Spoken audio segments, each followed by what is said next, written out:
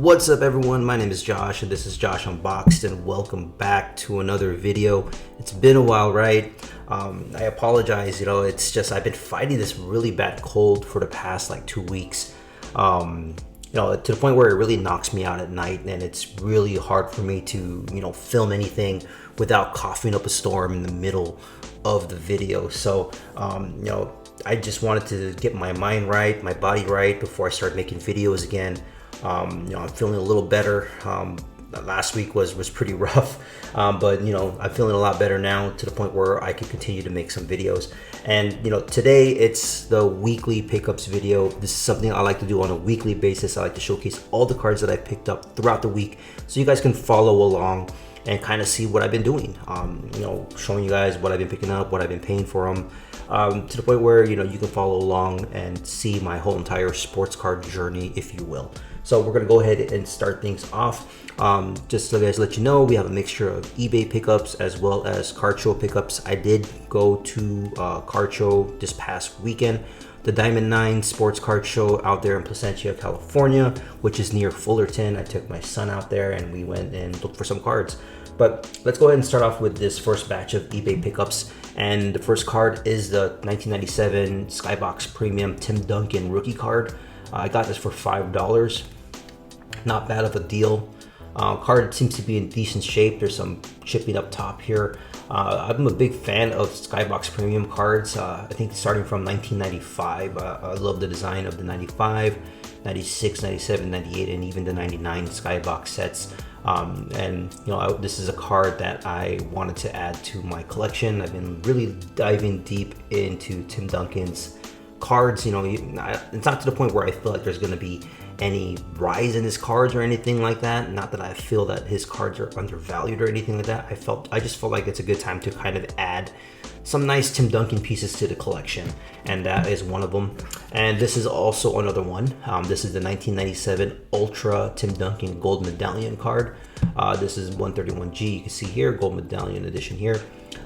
With these cards are very condition sensitive. So if you know about the 1997 Ultra cards, or even the Gold Medallion cards in particular from the Fleer Ultra cards during these late 90s, they're very, very condition sensitive. The rookie cards themselves, I believe they were actually inserted 1 out of 4 packs, so they were even harder to pull.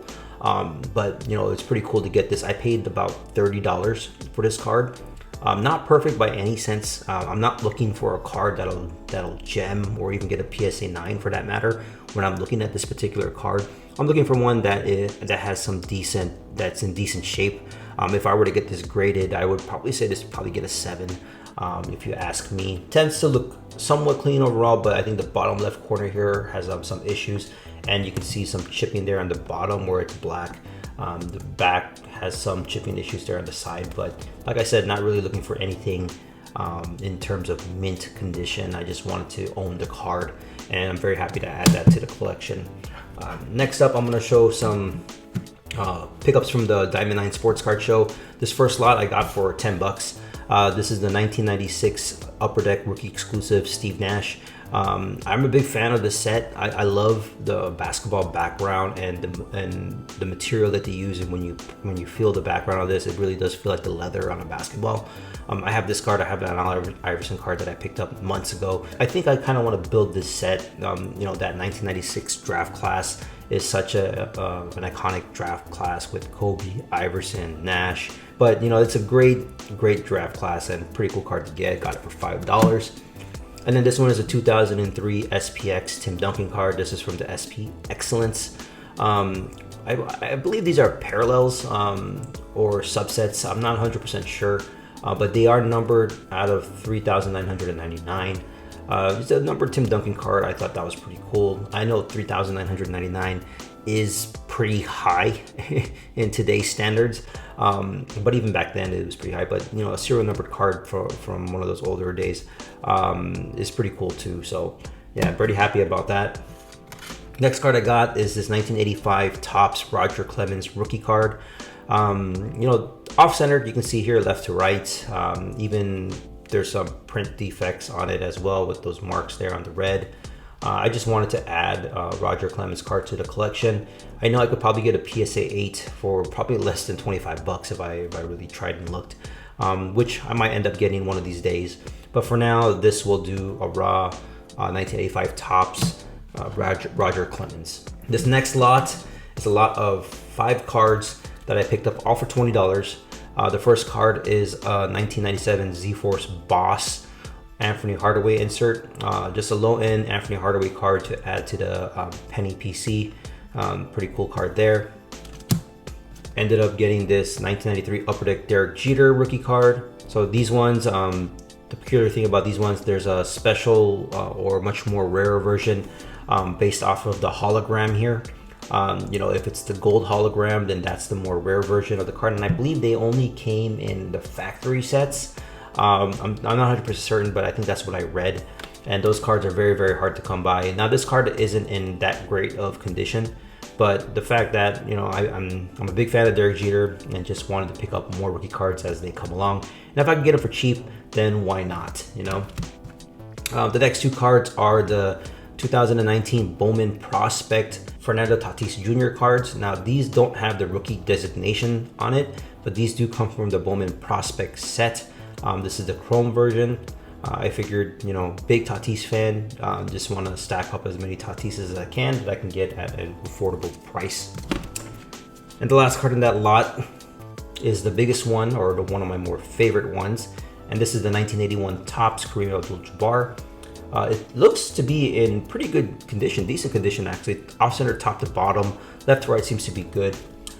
With this card, I figured, you know, it's a nice set, the 1981 Topps set. You know, I'm a Laker fan, so this Kareem Abdul-Jabbar card is pretty sweet. If I were to get this graded, I would assume this would probably get an 8, I would say, just by the way it looks. I don't really see any surface issues on it, although I just need to double check to make sure. But still a pretty sweet card.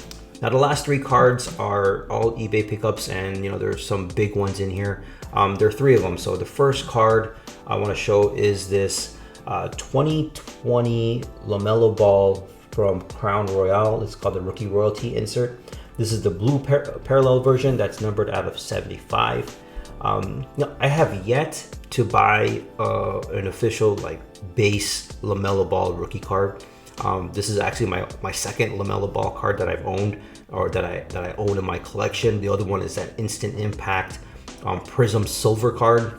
So going a different route with LaMelo Ball and his cards, mainly focusing on inserts rather than buying base rookies, and see how that works out. But I thought this card was pretty cool. Paid $150 for this card. And the next 2 are graded cards. This is a PSA 8 1993 Ultra Michael Jordan Famous Nicknames card. I'm really diving deep into lower graded cards, not so much as focusing on PSA 9s or 10s for that matter. I mean, if I get some PSA 9s or 10s, I try to make sure that, you know, they're cards that I feel are you know, worth it, so to speak. You know, I'm okay with getting PSA 8s or 7s or 5s, and you'll see in this very last card it's a pretty low grade, but a big fan of these famous nickname cards. I busted a box of these, I want to say years ago, and never pulled the Jordan. I got Shaq, I got Penny, I got Dominique, I got Barkley, you know, I got all these guys, but it could never pull the Jordan. So, you know, when I got this card for $40, I thought it was a good price. It was decent price, especially with the cost of grading as it is now. Top left corner here has some issue. I think that's what kind of caused it to get to 8, as well as this bottom left. But still a pretty cool card to get. Like I said, I've been trying to slowly build a Michael Jordan PC, but I've been focusing a lot on lower graded cards for that PC. And then the last card is actually my favorite pickup of the week, and that is a 1985 Topps WWF Hulk Hogan card in a PSA 5. Now I paid $90 for this card, and it's a pretty good PSA 5. I mean, it's centered pretty well. You can say that it's off center top to bottom, probably a little bit left to right. When you look at the back, you can see how off centered it is, left to right here, top to bottom there. But eye appeal wise, it looks really good, because I've seen some PSA 7s, some PSA 8s that are off centered. You know, most likely got the 7s because it had a clean surface, had some nice corners. The corners here don't look too bad, The surface, it probably has some print issues here, like right there. There's some black right here, and then some black right there. Not only that, when I kind of looked at it, I thought I saw some kind of wrinkle on the bottom left here, which is probably why I think it got a 5. But if you just look at eye appeal on the card, you know, it looks really good. It actually looks better than a 5, especially if you've seen some of the PSA 7s out there. So pretty happy with this pickup here. Like I said, my favorite out of the bunch, and that's pretty much it. So as you can see, it's a mix of different things. I've been focusing a lot on a lot more lower end cards because, you know, with the way the current trend is and how everybody's hyping up or talking about parallel cards, rare cards, it kind of leaves, you know, common collectors out in the cold, so to speak, because of the fact that a lot of us can't really afford to buy those types of cards. Sure, I'll dabble a little bit here and there, like with this LaMelo card, but you'll see that a majority of the pickups, I'm trying to figure out a way to kind of find that balance and buy, you know, nice cards that are affordable, and then work my way up to try to move these common cards into these bigger cards. And I think that's the whole purpose. If you want to try to level up, so to speak, then you should start with the common stuff to work your way up to the mid-end stuff, and then work your way up to the higher end stuff.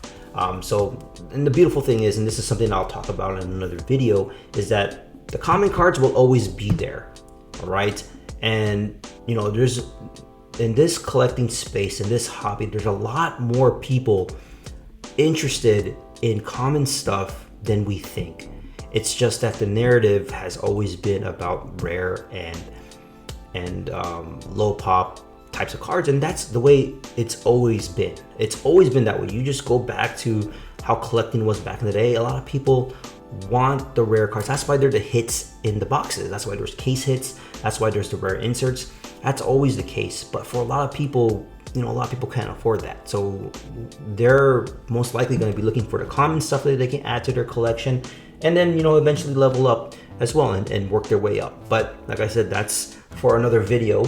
I hope you guys enjoyed. If you guys did, go ahead and hit the thumbs up button. If you haven't yet, please consider subscribing. And with that being said, my name is Josh, and I'll see you guys in the next video. Later.